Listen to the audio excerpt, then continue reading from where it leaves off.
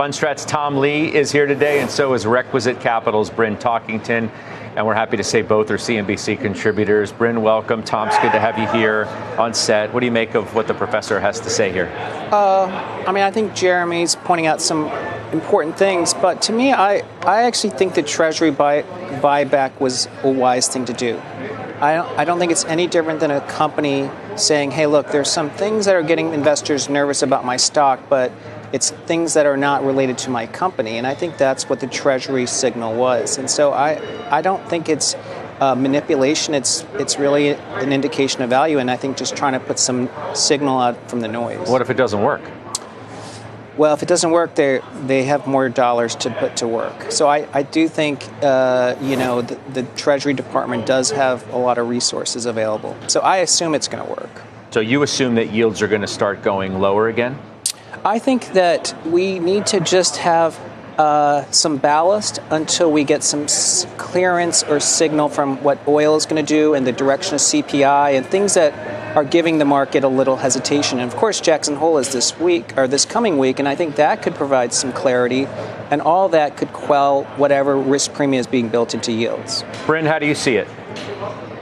Well, I think a lot of the narrative this week has been, well, Kevin Warsh is in a little bit of a pickle because he's been saying, well, let's let the bond market tell us what's happening. And then at the same time, as a juxtaposition, Secretary Besson is buying treasuries.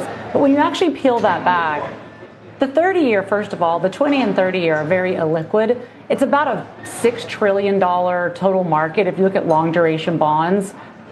No one signals off the 20 and 30-year. It's really the 10-year, the 5-year, the 2-year, and they're not buying that. So I do think Fed Chairman Warsh actually has the ability to thread the needle to say, first of all, these purchases by the Treasury are tiny relative to the aggregate amount, and it's more of a signal that the Treasury says we'll come in and buy these longer duration yields.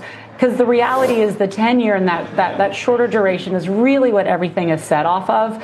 And so I think that the market, though, the stock market will be range bound this week because, as both the professor and Tom said, the meeting at Jackson Hole, which he speaks on Friday, I think that's really going to be the seminal moment where we understand what is he actually thinking, or what's he going to tell us about what he's thinking, since he already says he's going to be a man of few words as Fed chairman.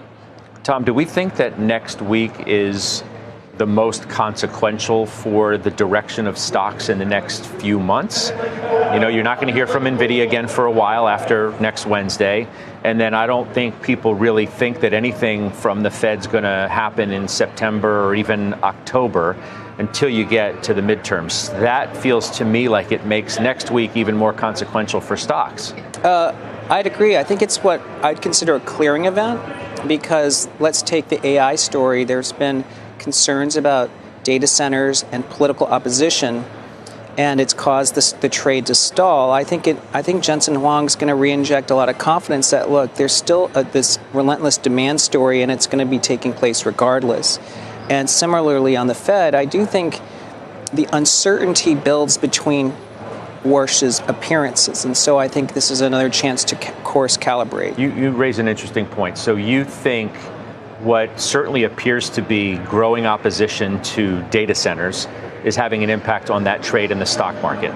It is, because if data centers can't be built, then the entire bottleneck trade doesn't look as durable. So I think that what we saw in Ohio and in Florida and Texas and Pennsylvania, which is now governors putting potential moratoriums or even voters saying it's a political issue, is causing investors to pause. What if that doesn't change? I mean, I'm literally looking at one of the most recent polls right in front of me that I happened to see earlier today, and the support is decreasing across all political parties. Yeah.